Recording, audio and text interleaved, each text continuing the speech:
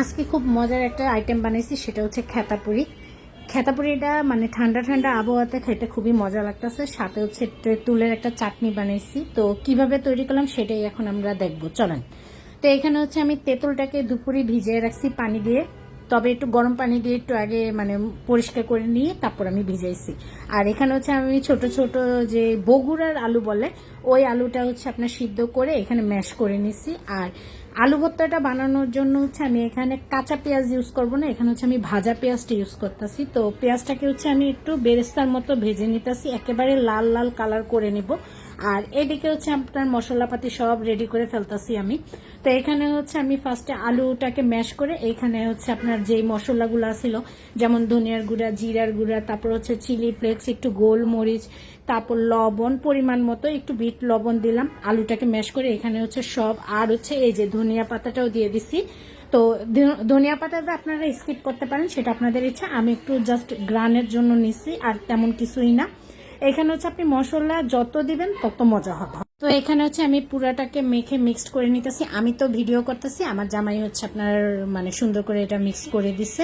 আর ওই যে আমি তেঁতুলটাকে করে রাখছিলাম, যে ওইটাকে চটকে ওইটাকে আপনার হচ্ছে আমি চাটনি দিয়ে মানে করে নিছি, ক্লিয়ার করে নিছি, যাতে বিচিগুলো আলাদা হয়ে যায়। তো এখানে হচ্ছে আপনার একটু চিলি ফ্লেক্স, লবণ, চিনি, গোলমরিচের গুঁড়া, ধনিয়ার গুঁড়া, জিরার গুঁড়া, তারপর আরেকটা হচ্ছে আপনার নিছি কি যেন বলে ম্যাগি মশলা টাইপের, চাট মশলা আর কি, ম্যাগি মশলা অথবা চাট মশলা ইউজ করতে পারেন আপনারা। তো এখানে হচ্ছে আমি সব দিয়ে দিচ্ছি, দিয়ে হচ্ছে এটাকে ভালো করে নেড়ে নিতেছি। এখানে আপনারা চাইলে না একটু লেবু ইউজ করতে পারেন, আমার বাসায় লেবু ছিল না দেখে আমি ইউজ করতে পারিনি। আর এখানে হচ্ছে আমি আটাটাকে আপনার কাঁচা আটা আর কি, তেল আর হচ্ছে লবণ দিয়ে ভালো করে মিক্সড করে নিছি। ওইখানে হচ্ছে আপনার আলু ভর্তাটা। আর এই যে আমি এখানে ছোট ছোট পুরি রেডি করে ফেলছি। পুর হচ্ছে আপনি ভিতরে দিয়ে নেবেন আর কি, একটু ছোট ছোট গোল গোল বানায় ওটার মধ্যে একটু পুরটা ঢুকে, আবার একটু যদি চান হাত দিয়ে চাপতে পারেন, বা হচ্ছে আপনার বেলুন দিয়ে একটু চেপে নিতে পারেন। তো আমি এখানে হচ্ছে অনেকগুলো বানাইছি একসাথে, বানাই হচ্ছে এখানে গরম তেলের মধ্যে আমি দিয়ে দিতেছি। তো চুলার আঁচটা মনে হয় একটু বাড়ানো ছিল, যার কারণে দেওয়ার সাথে সাথে একটু লাল লাল কালার হয়ে আসছে।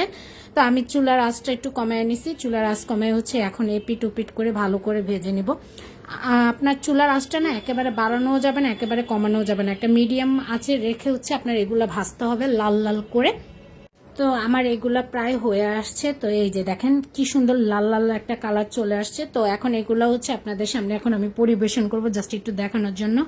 এখানে হচ্ছে আমি জাস্ট আপনাকে ছিঁড়ে দেখাচ্ছি। এই যে দেখেন ভিতরের পুরটা কি সুন্দর, আর উপরেটা খুব সুন্দর একটা লাল লাল কালার চলে আসছে। আর এটা তেঁতুলের টক দিয়ে খেতে ভাই এত মজা হয়েছে। তো আজকে এতটুকুই ছিল, আল্লাহ হাফেজ।